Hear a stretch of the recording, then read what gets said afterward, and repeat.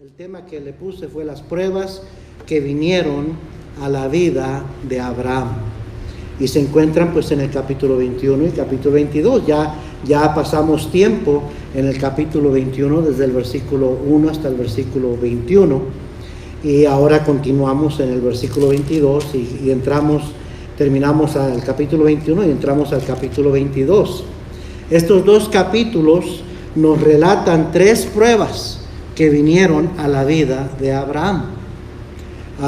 Pasamos tiempo ahora con la prueba que tuvo en su hogar con Ismael e Isaac, ¿verdad?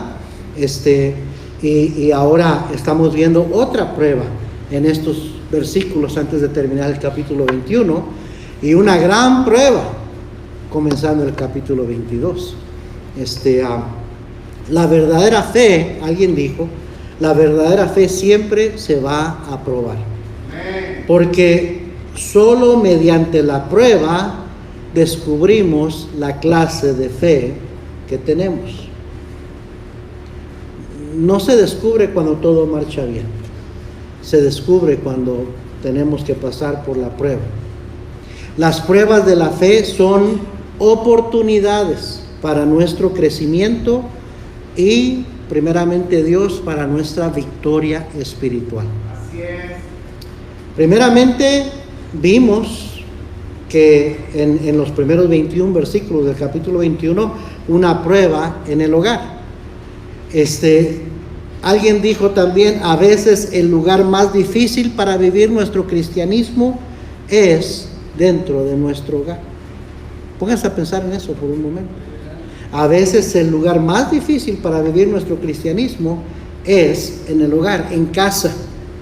Abraham experimentó varias pruebas familiares en su vida, pruebas duras, en el hogar de sus padres, allá en el capítulo 11. Si vamos ahí tantito para que leamos, capítulo 11, versículo 27 al 32. Génesis 11, cuando se menciona Abraham, la vida de Abraham empieza a ser relevante en las escrituras. Pero Génesis 11, versículo 27. ¿Ya lo encontró? Estas son las generaciones de Taré. Taré engendró a Abraham. Taré fue padre de Abraham. A Nacor y a Harán, 3 hermanos. Y dice que Harán engendró a Lot. Harán se casó primero, obviamente, ¿verdad? Harán le dio el primer nieto a Taré, Lot. Pero dice la Biblia en el versículo 28, y murió Harán antes que su padre Taré, en la tierra de su nacimiento, en Ur de los Caldeos. Y tomaron a Abraham y Nacor para sí mujeres. El nombre de la mujer de Abraham era Sarai, y el nombre de la mujer de Nacor, Milca, hija de Harán, padre de Milca y de Isca. Mas Sarai era estéril y no tenía hijo.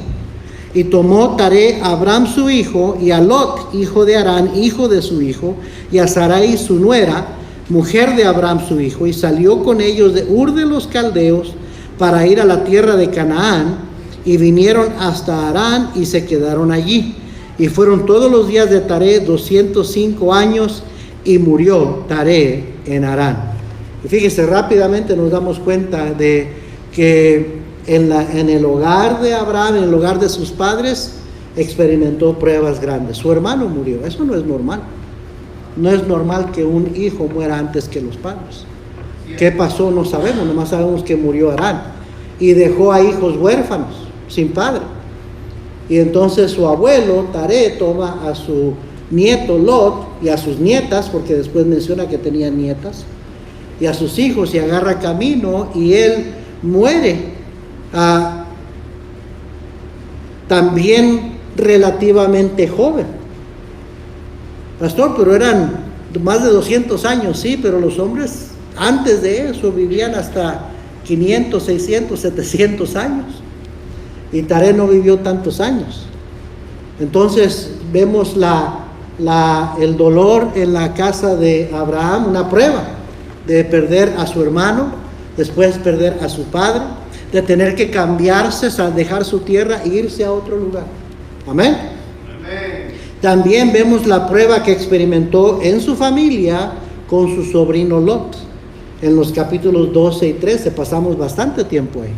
Todo lo que sucedió en la vida de Lot le afectó a Abraham porque era su sobrino y estuvo bajo su cargo, él criándolo, casi ayudando en navegarlo desde que Lot era jovencito. ¿Me está siguiendo? Entonces Lot, fue terrible su experiencia.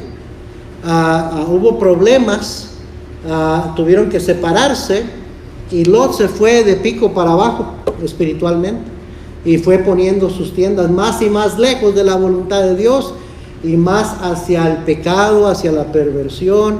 Termina perdiendo su hogar, su familia, siendo deshonrado él, deshonrando a Dios, y todo eso fue pruebas en la familia de Abraham, se pudiera decir.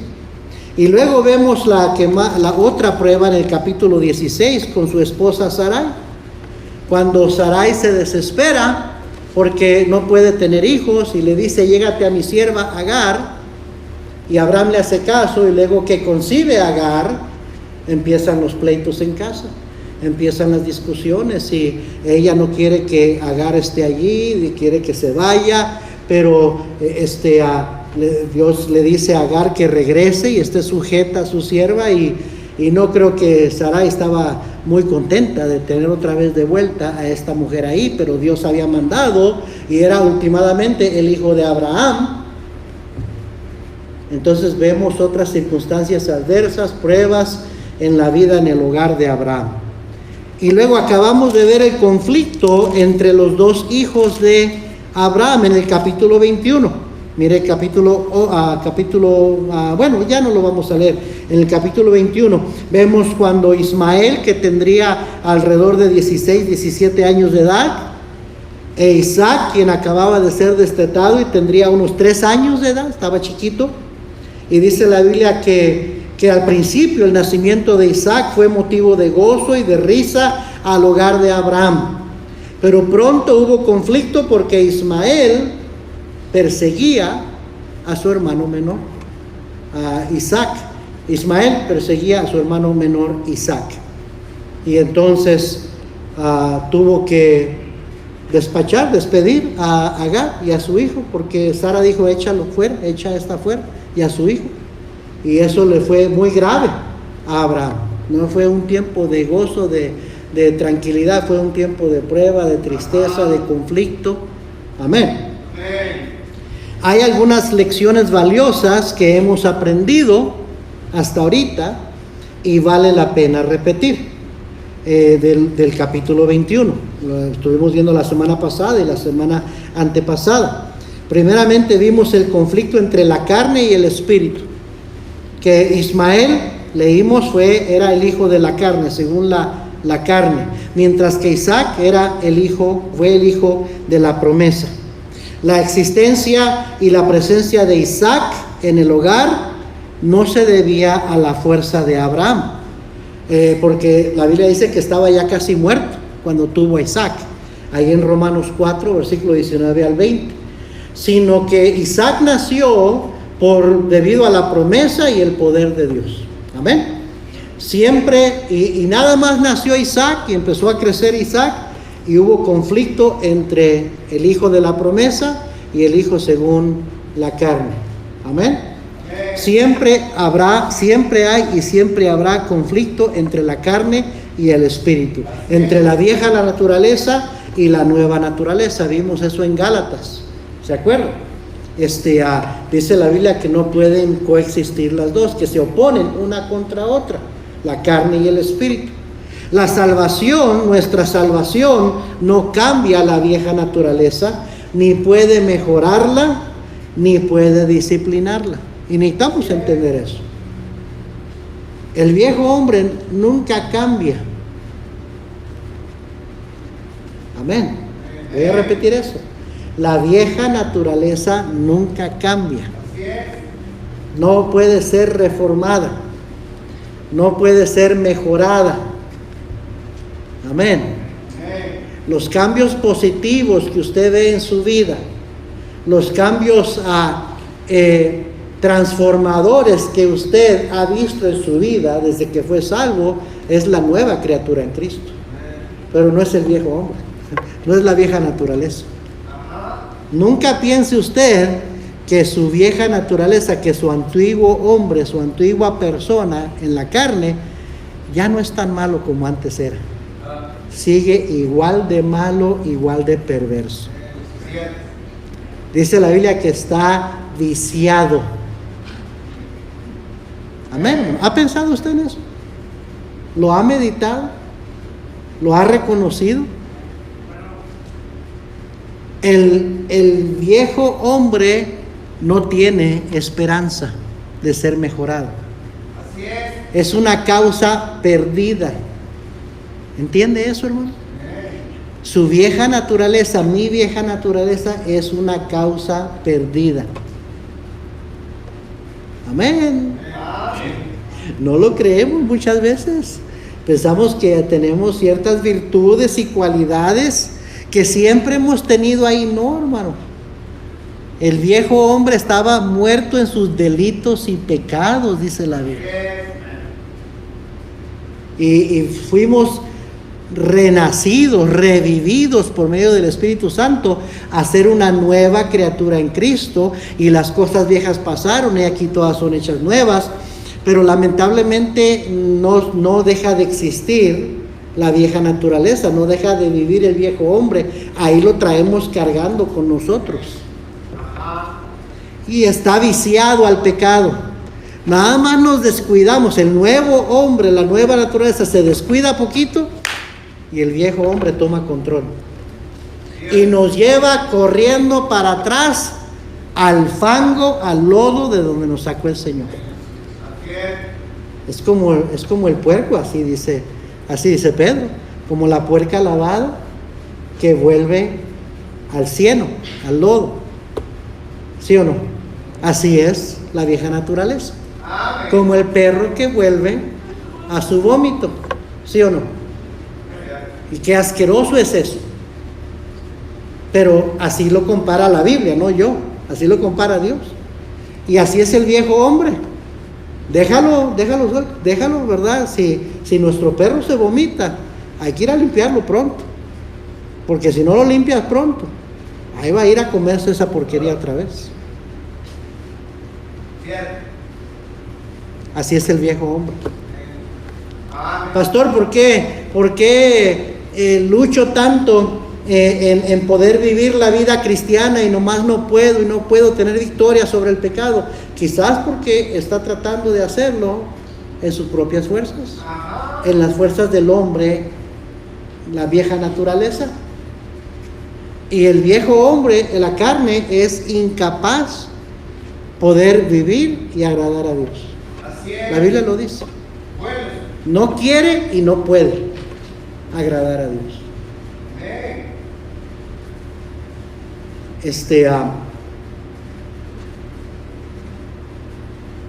La única manera de tratar con la vieja naturaleza es aceptar lo que Dios nos dice que debemos hacer con ella según su palabra. ¿Y qué es eso? Crucificarla. Es el único remedio para la carne, crucificarla. Y por eso el Señor dijo: el que quiere venir en pos de mí, tome su cruz, sígame. El que no toma su cruz no es digno de mí. Amén. Y su cruz no es su esposo, no es su esposa. Amén. Su cruz no es un problema que le salió de repente por ahí, hay otra cruz. No. La cruz era con un propósito y un propósito nada más, para crucificar. Ahí fue crucificado nuestro Señor Jesucristo. Ahí, junto con nuestro Señor Jesucristo, fue crucificado nuestro pecado. Ahí Él clavó en la cruz todos nuestros pecados y los pagó. Y entonces el viejo hombre que quiere volver otra vez a los mismos, hay que crucificar. Por eso Pablo dijo: con Cristo estoy juntamente crucificado, y ya no vivo yo, mas vive Cristo en mí. La vida cristiana solamente se puede vivir en el poder de Cristo. Y hermanos, todo cristiano batalla con esas dos naturalezas. Si usted lo quiere negar y dice que usted no, usted está engañándose a usted mismo. Todos tenemos esa lucha. Todos somos carnales por naturaleza. Si el apóstol Pablo dijo, mi problema es que soy carnal, créame que usted y yo tenemos ese problema también. Amén. Y si Pablo dijo, cada día muero, cada día tengo que hacer esto, cada día tengo que agarrar el martillo y los clavos y la cruz y clavar al viejo hombre, cada día muero, dijo. Así también usted y yo cada día tenemos que hacerlo. Amén. Y francamente muchas veces no lo hacemos. Y por eso el viejo hombre es el que anda tomando todas las decisiones. Y andamos haciéndole caso a la carne. Y por eso nos metemos en problemas. Por eso no podemos agradar a Dios. Por eso no podemos triunfar sobre esos pecados, sobre esas tendencias, sobre esos vicios del viejo pasado, de la vieja naturaleza. No podemos triunfar. No podemos triunfar sobre actitudes.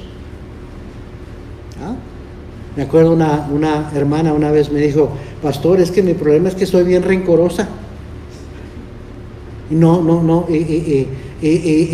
es que así soy yo, soy bien rencorosa. Y le dije, no, hermana, así era su vieja naturaleza, pero la nueva criatura en Cristo no es rencorosa. Amén. El problema con usted es que no anda en el espíritu, anda en la carne, por eso batalla tanto con ese pecado. O malicia, o el chisme, o la crítica, o el juzgar a otros, o mentir. Amén. El viejo hombre tiene muchos vicios al pecado, muchas malas tendencias. Y mientras andemos así, viviendo en la carne, no vamos a vivir una vida triunfante, victoriosa, como deberíamos estar viviendo, porque la vida en Cristo es una vida triunfante, es una vida victoriosa. Así es. Pero tiene que andar en el Espíritu. Entonces aprendimos que ese conflicto entre Isaac e Ismael era un retrato, un cuadro de la lucha que hay entre ¿verdad? Así como era el hijo de la promesa, el hijo según la carne, es una lucha que tiene el cristiano entre la nueva criatura en Cristo, nacido por gracia, por la fe, que no está bajo la ley, pero que el viejo hombre, ¿verdad?, está viciado al pecado, está muerto en sus delitos y pecados. Amén, hermanos. Amén. Y hay un conflicto entre las dos, no pueden coexistir, nunca se la van a llevar bien.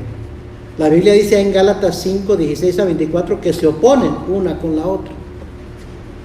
Y tenemos que crucificarla, no hay otra solución.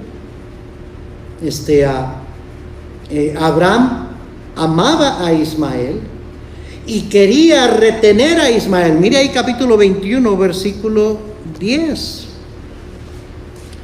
Por tanto dijo a Abraham, Sara le dijo a Abraham, echa a esta sierva y a su hijo, porque el hijo de esta sierva no ha de heredar con Isaac mi hijo. Este dicho pareció grave en gran manera a Abraham a causa de su hijo.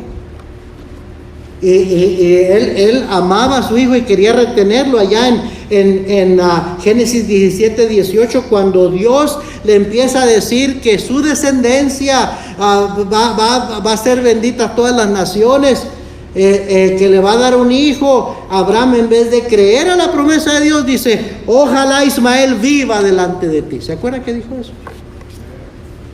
Abraham quería a su hijo y él pensaba que lo iba a tener con él para siempre. Pero Dios le dijo, en todo lo que te dijere Sara, oye su voz, porque en Isaac te será llamada descendencia. Ahí en el capítulo 21, versículo 12 le dijo, hazle caso a tu esposa, porque tiene razón. Isaac e Ismael no pueden coexistir. ¿Se acuerdan que les dije la semana pasada? Ismael nunca estuvo en el plan de Dios. Esa fue la voluntad de Abraham y Sara, pero no fue la voluntad de Dios.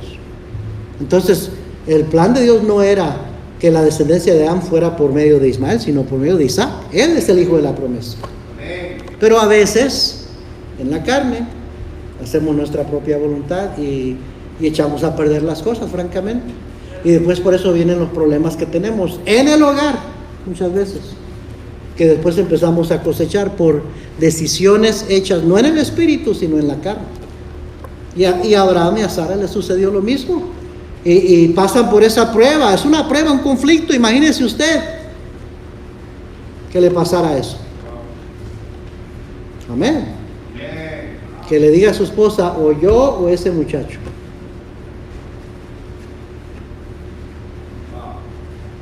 Un conflicto grande, una prueba grande. ¿Qué le había dicho Sara? Echa a esa sierva y a su hijo, porque el hijo de esta sierva no va a heredar con Isaac mi hijo. Romanos 6, no vamos a leerlo, pero nos enseña, debería leer todo el libro de Romanos.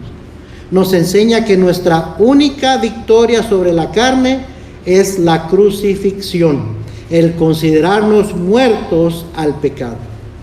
Amén. Los cristianos, agarre bien esto, hermano cristiano, los cristianos que no crucifican su vieja naturaleza, que no echan fuera la carne, no se despojan del viejo hombre, siempre tendrán conflictos y problemas comenzando en sus hogares. Voy a repetir eso. Los cristianos que no crucifican su vieja naturaleza, que no echan fuera a la carne, al viejo hombre, siempre tendrán conflictos y problemas, comenzando en el hogar. Cuando Ismael y Agar se fueron, cesó el conflicto en el hogar de Abraham. Amén. Cuando se crucifica la carne, se eliminan muchos problemas que van a venir a causa de nuestra carnalidad. Amén. Sí, matrimonios que se han desanimado y se han ido de la iglesia porque tienen problemas en su matrimonio, reconocieran que los problemas que están teniendo es debido a su carnalidad, no se fueran de la iglesia. Pero como se van de la iglesia, lo que están diciendo es que es un problema debido a su vida espiritual. Dios tiene la culpa, la iglesia tiene la culpa que estamos teniendo estos problemas. No. ¿Y saben que hay cristianos que se han ido por esa razón? Pensando que la iglesia está causándoles tropiezos en su matrimonio. Sí, así tan ridículo como suena, así hay parejas que se han ido a través de los años. Porque es que el pastor y la iglesia no nos deja, no podemos, nos está privando. Mejor es irnos. Y de todas maneras se separaron, se divorciaron. Porque el problema nunca fue la iglesia, nunca fue el pastor. El problema fue su carne. Amén. La carnalidad. Amén, hermanos. Amén.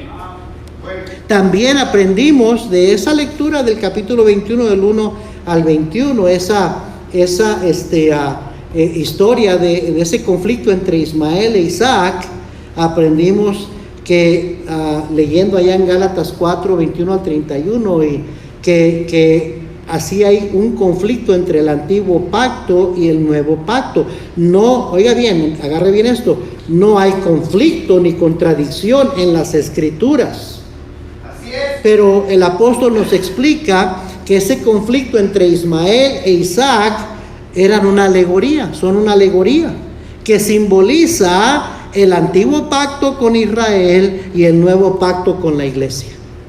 Que Agar simboliza el antiguo pacto de la ley. ¿Se acuerdan que vimos esto? Que Agar simboliza el antiguo pacto de la ley identificado con la Jerusalén terrenal en los días de Pablo. Y Sara simboliza el nuevo pacto de la gracia identificado con la Jerusalén celestial.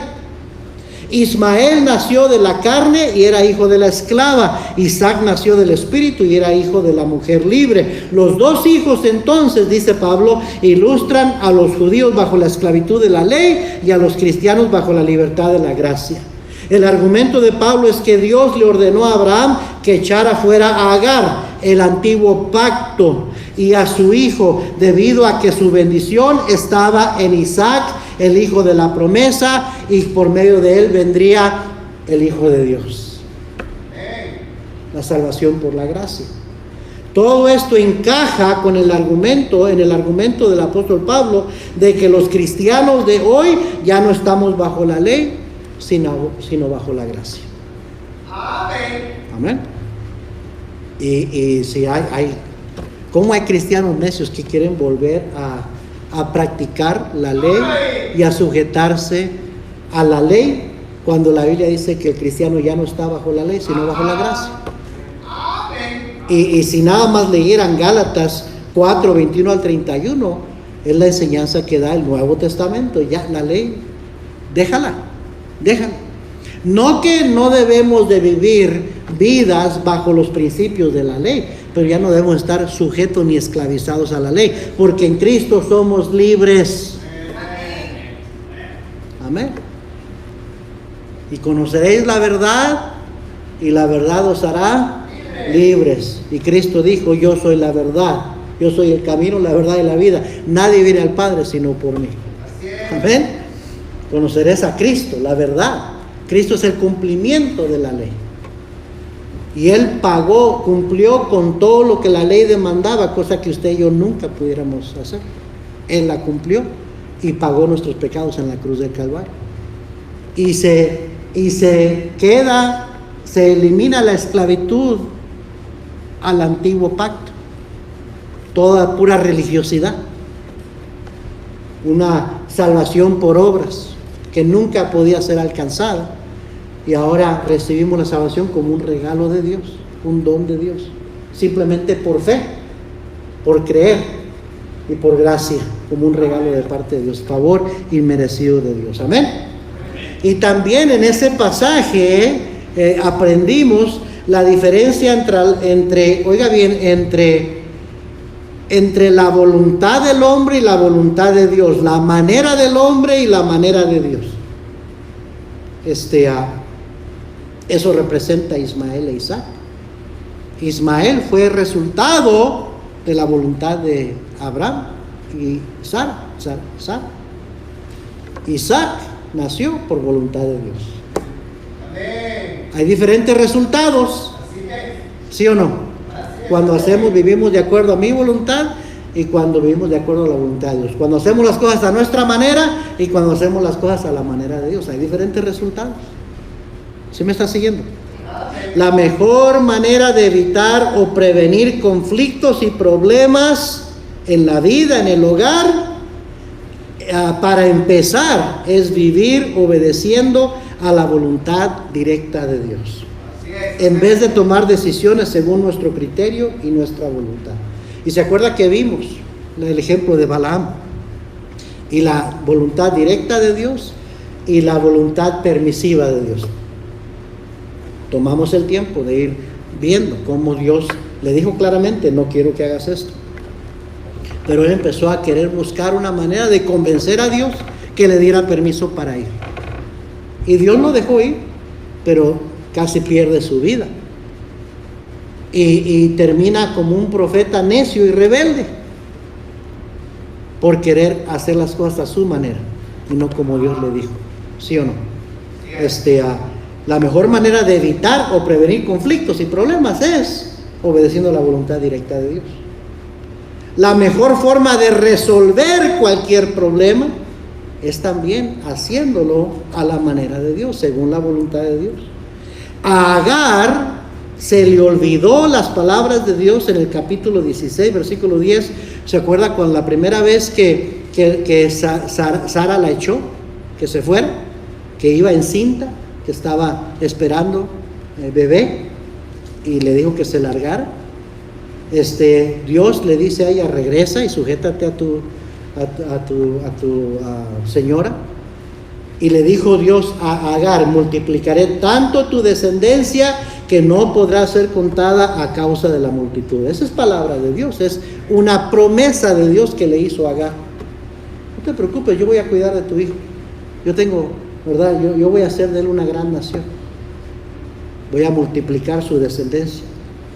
Pero a Agar se le olvidó esa promesa. De otra manera, no se hubiera desesperado y desalentado cuando se encontraba sola con su hijo en el desierto y sin agua, pensando que se iba a morir y ya para qué, mejor ya me muero, yo no quiero ver cuando se muera.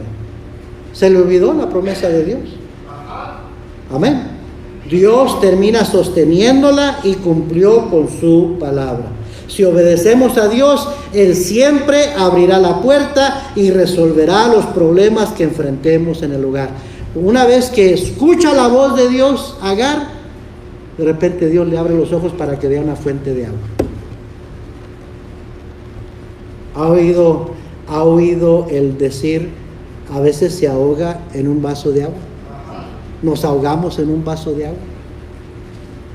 Y eso sucede, ¿sabe por qué? Porque fallamos en recordar y confiar en las promesas de Dios, en obedecer como Dios dice las cosas. Entonces se viene el problema encima y no hayamos qué hacer. Dios siempre tiene la solución, pero hay que hacer las cosas a su manera.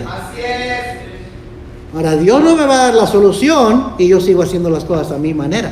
Algo tiene que cambiar. Y el que tiene que cambiar soy yo, y empezar a hacer las cosas como Dios manda, y Él siempre tiene la solución. Pero de alguna manera queremos seguir pensando como pensamos y haciendo a nuestra manera las cosas, y que Dios tiene que bendecirme y poner su sello de aprobación y ayudarme en mi problema, en mi situación, pero así yo sin cambiar. No. Las pruebas son para hacernos recapacitar muchas veces, para sacudirnos y para recordar, mira, ¿por qué estoy metido en este problema? Precisamente por mi necedad, por mis caprichos, por mis malas decisiones, por mi carnalidad. Entonces, ¿qué tengo que hacer para que este problema se arregle? Empezar a andar en el Espíritu y confiar en las promesas de Dios y hacer la voluntad de Dios. Y Él ahí, cuando menos lo esperamos, a la vuelta quizás, Él tiene la solución. No la podemos ver en nuestra corta vista. ¿Se acuerda que Pedro le dijo, nos dice en su epístola, tienen la vista muy corta? En nuestra vista muy corta a veces no vemos la solución. Tenemos que tener una mirada espiritual, tenemos que hacer la mirada primeramente a las cosas de arriba, y Dios tiene la solución a los problemas. Entonces ahora llegamos al capítulo 21, versículo 22. Y del 22 al 34, ahora vimos que las pruebas que tuvo Abraham en su hogar, en la familia, en su familia. Y dije esto, a veces el lugar más difícil para vivir nuestro cristianismo es en el hogar. Pero, hermano, últimamente ahí es donde comienza nuestro cristianismo. Ahí es donde tiene que ser lo más real, lo más sincero, en el hogar, porque en el hogar es donde está la gente que mejor nos conoce y la gente que más pueden salir bendecidos o pueden salir perjudicados por nuestra manera, nuestro cristianismo que tenemos, ¿sí o no? Cuando vivimos un cristianismo, lo ponemos en práctica en el hogar, los beneficiados van a ser nuestro hogar. Pero cuando no vivimos nuestro cristianismo en el hogar, los más perjudicados van a ser los de nuestro hogar. Entonces ahí es donde comienza, y a veces ahí es donde es más difícil, porque es donde tendemos a bajar la guardia, a relajarnos, a aflojarle, y nuestra tendencia es volver a nuestra vieja naturaleza. ¿Ah? En el espíritu, usted no tendría los pleitos que tiene con su esposo o su esposa. Es en la carne que los tiene. Los botones que le pucha a su esposo o su esposa no son los botones del espíritu, de la nueva criatura espiritual, es la vieja naturaleza que tiene esos botones. Es que me pucha mis botones, sí, los botones carnales que tiene. Pues si anduviera en el espíritu, no le afectaría. Y el otro, si hubiera el espíritu, tampoco le picaría. ¿Sí me está siguiendo? Así es. Los problemas que tenemos en el matrimonio y con los hijos son debido a que le aflojamos y andamos en la carne en el hogar. Y aquí venimos a la iglesia y aquí sí nos preocupamos de portarnos bien y andar en el espíritu en la iglesia. Y bueno, sí, es importante venir a la iglesia en el espíritu, porque de ahí también depende si vamos a entender y vamos a asimilar lo que se nos está enseñando. Pero es más importante hacer eso en casa. Y en casa nuestra tendencia es ser quien soy yo. Pero ese yo es el viejo hombre carnal. No me diga que no es cierto, usted sabe que es cierto. Esa es la batalla que tenemos.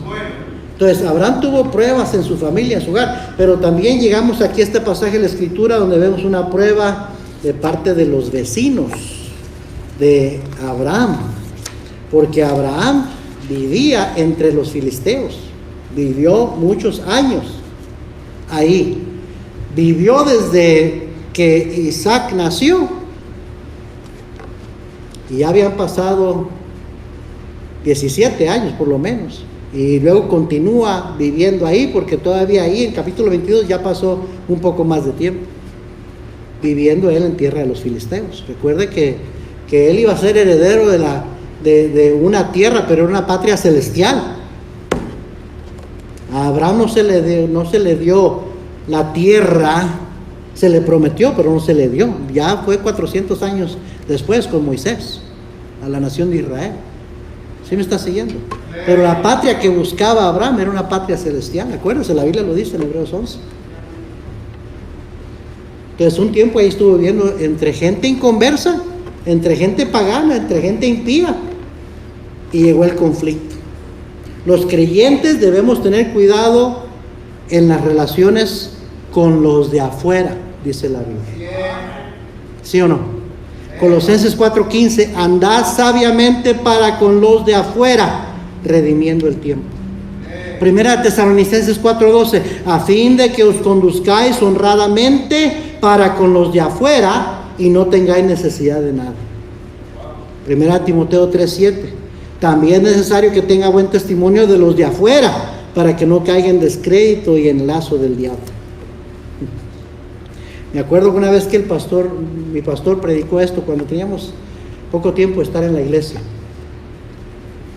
y predicó eso y sacó, en aquel tiempo sacó su tarjeta de crédito que traía era la Visa Gold, y la Visa Gold no se la daban a cualquiera, era para los que tenían un credit score de, pues hoy en día, ¿qué dicen? El 8%, 8, que es los 800 puntos, que es lo máximo. Y el pastor se para delante de la congregación y dijo, mi gloria es que tengo un crédito excelente, porque todas mis cuentas las he pagado, nunca he pagado un pago tarde, nunca he quedado mal con nadie, tengo un buen testimonio con la gente de afuera que me conoce, con el banco, con todo el mundo. Y todos nos quedamos bien calladitos, así como ustedes están bien calladitos ahorita. Así nos quedamos bien calladitos. Porque a veces se nos olvida que como cristianos tenemos que cuidar un testimonio con los de afuera. El cristiano no debe, paga sus deudas. El cristiano no pide prestado y no paga. El cristiano cuida su testimonio con sus vecinos alrededor. Debe ser el mejor empleado de la compañía. Y si es el patrón, debe ser el mejor patrón a sus empleados. Tratarlos justamente.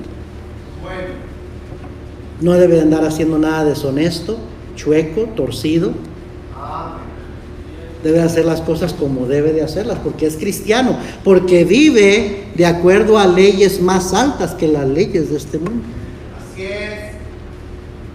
Y eso fue un desafío, un reto, que verdad a mí personalmente me cayó mucho, porque yo tenía un crédito bien pésimo. ¿No? Sí. Y cuentas que no había pagado, y tickets que no había pagado. Y pues gloria a Dios que durante todos estos años de cristianismo ha ido enderezando mis pasos. Gloria a Dios que Dios se especializa en enderezar los pasos. Si le reconocemos, ¿sí o no? Amén. Y ahorita, gloria a Dios, no le debo nada a nadie. Eso es mi gloria, que puedo decir, no le debo nada a nadie. No tengo deudas. Y mi crédito está subiendo y subiendo y subiendo, gloria a Dios. Al rato, ¿verdad? Yo quiero poder entrar a un lugar y pagar el interés más bajo que hay y no tener que dar un down payment, porque tengo un buen testimonio de crédito. Y no me mire así, porque el mundo así lo ve. El mundo nos juzga de acuerdo al crédito que tenemos. ¿Sí o no? Pero el crédito nada más habla de si somos cumplidos o no, si somos honestos o no. Muchas veces eso es lo que dice. Y nadie somos lo que debiéramos de ser, pero deberíamos reconocer que necesitamos siempre mejorar en tener un mejor testimonio. Estaba estudiando esto y vino a mi mente el vecino ese que vino aquí a reclamarme. Y gracias a Dios que no perdí mi temperamento, porque yo me conozco y puedo perder mi temperamento. Y él me estaba atacando, no tenía razón, estaba portándose neciamente conmigo y la tendencia es responderle al tú por tú a un necio y portarse necio también, ¿no? Pero aún así, oiga bien, aunque no me comporté necio con él y últimamente le dije, siento mucho que no estás de acuerdo con la barda que estábamos haciendo. Le dije, pero espérate, vas a verla cuando está terminada y te vas a dar cuenta que no va a quedar feo, va a quedar bonita, va a quedar bien hecha. Pero se fue enojado de todas maneras. ¿Y sabe qué? Detrás de mi mente tengo eso, que tengo que arreglar eso con el vecino. O sea, tengo que ir y tengo que arreglar cuentas con él. Tengo que estar en una relación que podemos hablarnos y saludarnos. Yo no quiero andarle dando la vuelta y no saludarlo y que él no me salude a mí. Entonces, si tengo que humillarme y pedirle perdón, disculpas, lo voy a hacer. Porque la Biblia nos manda a tener buena relación con los de afuera. ¿Cómo está su relación con la gente que no son cristianos? Compañeros de trabajo, con el patrón, con sus acreedores, con el rentero, con los que hacen negocios. Si no han quedado contentos con un trabajo que usted hizo, vaya, arregla eso. No lo haga tanto por la persona, hágalo en obediencia a Dios. Porque la Biblia dice que hay que cuidar el testimonio con los de afuera. ¿Sí o no? Abraham tenía un buen testimonio ante sus vecinos, que no eran creyentes. Y el conflicto sobre el pozo podía haber arruinado su testimonio. ¿Se fijó? Que de alguna manera Abraham él escarbó ese pozo, él y sus hombres, sus siervos, pero de alguna manera pasó a manos de los filisteos. Y Abraham le dice, ¿sabes qué? Ese pozo era mío, yo lo cavé. Y el rey le dice, yo no sabía, nunca me dijiste, yo nunca me di cuenta. Entonces Abraham pudo haberse puesto al tú por ti ahí, pero había una relación que cuidar con el rey del país donde él estaba viviendo. ¿Sí o no? Entonces, hay que notar que Abraham acordó resolver el problema, como dice 1 Corintios 14:40. Hágase todo decentemente y con orden, porque Dios es un Dios de orden. Abraham ofreció ovejas y vacas, y luego esos 7 corderas a su vecino Abimelech. Era de él el pozo, pero aún así, como quien dice, se lo pagó otra vez. Le dio vacas, le dio ovejas y le dio esas 7 corderas a su vecino Abimelech, e hicieron pacto entre los dos, un mutuo acuerdo de no permitir enemistad ni contienda entre ellos. Abimelech se daba cuenta que Abraham había crecido, que era muy rico, que tenía mucho ganado. Y Abimelech mismo le dice, nos damos cuenta que Dios está contigo en todo cuanto haces, Dios te bendice. ¿Sabe que el mundo nos mira? Y yo creo que Dios puede bendecir y bendice a sus hijos. Puede bendecirte en tu negocio, puede bendecirte en tu trabajo, puede bendecirte, prosperarte. Dios prospera a sus hijos. Y el mundo está viendo. Y el mundo que nos conoce especialmente sabe si la bendición que tenemos es no hay otra manera como explicarla sino de Dios, o es por nuestras tranzas y movidas chuecas. El mundo sabe, porque el mundo conoce eso, porque ellos así viven. ¿Sí o no? Entonces se toma uno para conocer a otro, dice el dicho. Entonces un tranza, luego identifica a otro tranza. Un mentiroso identifica a otro mentiroso. Amén. Pero ¿qué complemento le da Abimelech a Abraham cuando le dice, Dios está contigo en todo cuanto haces? Amén. Qué valioso es el testimonio que tenemos con los de afuera. Y luego le dice, júrame que no faltarás a mí, ni a mi hijo, ni a mi nieto. O sea que vamos a tener buena relación a través de los años, aun cuando ya tú y yo no estemos, o yo no esté. Y Abraham dice, yo juraré. Y entonces había ese problemita ahí que habían tenido con el pozo, pero Abraham lo arregló y no importó que le costara más. Dijo, al cabo que Dios me sigue bendiciendo y me va a seguir bendiciendo. Y le dio extra y arregló el asunto. Y Abimelech se quedó con un buen testimonio que tenía, una buena opinión que tenía de Abraham. Amén. El lugar donde se hizo el pacto se llama Beerseba, que es el pozo del juramento, y ese lugar llegó a ser un lugar de oración y comunión para Abraham.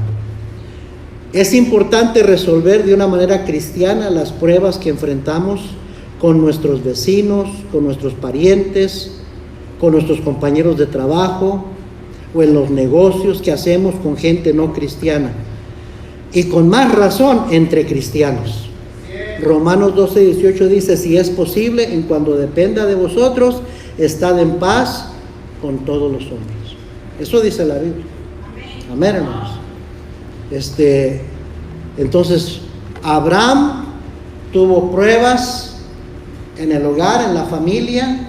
Abraham tuvo pruebas con sus vecinos, y luego llegamos al famoso capítulo 22. Qué impactante capítulo 22, donde Dios le pide a Abraham que ofrezca a su hijo en sacrificio. La prueba número 3, la prueba de parte de Dios. Y me gusta esto, hermano, alguien lo escribió. Satanás nos tienta para sacar lo peor de nosotros, pero Dios nos prueba para extraer lo mejor de nosotros.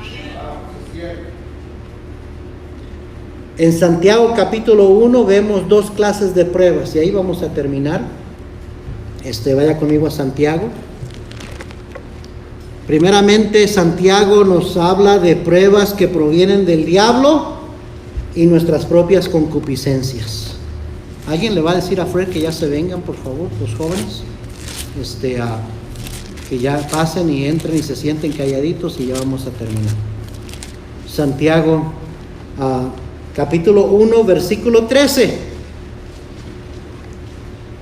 Dice, cuando alguno es tentado, no diga que es tentado de parte de Dios, porque Dios no puede ser tentado por el mal, ni él tienta a nadie, sino que cada uno es tentado cuando de su propia concupiscencia es atraído y seducido. Entonces la concupiscencia, después que ha concebido, da a luz el pecado, y el pecado, siendo consumado, da a luz la muerte. ¿Qué significa concupiscencia, pastor? Nuestros propios malos deseos carnales que tenemos. De ahí somos atraídos al pecado, y el diablo es el que nos tienta. Dios no nos tienta, Dios no tienta nada. Pero nuestras propias concupiscencias nos llevan a caer en tentación. La tentación viene del diablo, por eso se llama el tentador. ¿Sí me está siguiendo? Entonces, en Santiago vemos 2 clases de pruebas. Primeramente, aquellas pruebas que provienen del diablo, que son tentaciones y son por nuestras propias concupiscencias. Y segundo, aquellas pruebas que provienen de parte de Dios. Santiago 1, versículo 2. Hermanos míos, tened por sumo gozo cuando os halléis en diversas ¿qué? Pruebas, sabiendo que la prueba de vuestra fe produce paciencia, mas tenga la paciencia su obra completa, para que seáis perfectos, o sea, maduros y cabales, sin que os falte cosa alguna. Y si alguno de vosotros tiene falta de sabiduría, pídala a Dios, el cual da a todos abundantemente y sin reproche, y les será dada. En ambas, ya sean tentaciones o pruebas, la amonestación para el cristiano es la misma. Santiago 1:12, bienaventurado el varón que soporta la tentación, porque cuando haya resistido la prueba, recibirá la corona de vida que Dios ha prometido a los que le aman. Pero oiga bien, las pruebas, se ha dicho que las pruebas más severas no provienen o no proceden de otras personas, ni del diablo, sino del Señor. Sin embargo, las bendiciones más grandes siempre las acompañan. Voy a repetir eso. Las pruebas más grandes y más severas provienen de parte de Dios, pero las bendiciones más grandes siempre las acompañan. Amén. Dios, esto es muy bueno. Dios jamás probó a Lot de la manera que probó a Abraham. ¿Por qué? Porque Lot vivía en un nivel tan bajo espiritualmente que Sodoma y el pecado lo tentaban y lo probaban una y otra vez.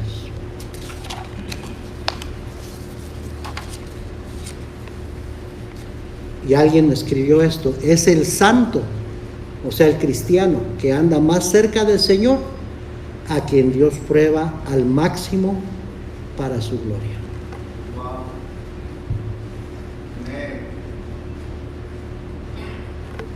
Que se le quede eso ahí paseando en su mente y en su corazón. Las pruebas del Señor son las más severas, pero también son las que traen mayores bendiciones. Pero hay otro tipo de prueba que no proviene de Dios, que proviene del diablo, de las tentaciones y nuestra propia carnalidad. Ahora, en ambas Dios nos dice que resistamos, que porque últimamente hay una recompensa esperándonos en el cielo al que resiste la prueba, la tentación. Pero ahora estamos hablando de bendiciones palpables, terrenales. Dios nunca probó a Lot como probó a Abraham. ¿Por qué? ¿Por qué nunca Dios le pidió a Lot que ofreciera a su hijo? ¿Qué prueba la que ofreció a Abraham? Y vamos a aprender de esa prueba. Y el resultado de que Abraham pasó la prueba y las bendiciones que Dios le dijo que le daría. Mientras que Lot no, Dios nunca lo probó así. Estaba tan ocupado con su propia carnalidad y su propio pecado. Y el pecado y el diablo lo estaban tiente y probando, que nunca subió a otro nivel donde Dios pudiera probar su fe. Wow. El cristiano que anda más cerca del Señor es a quien Dios prueba al máximo para su gloria. Pues en esta prueba de la fe de Abraham encontramos 3 lecciones que nos serán de mucha bendición aprender. 4 lecciones que nos serán de mucha bendición aprender. Y las vamos a ver la próxima semana con el favor de Dios. Una lección en tipología. ¿Qué quiere decir eso? Isaac y Abraham son un tipo de Dios y Jesucristo. Una lección para la vida práctica de la fe y la obediencia de Abraham. Una lección profética, porque últimamente lo que estaba haciendo Abraham con Isaac estaba señalando hacia lo que Cristo iba a hacer.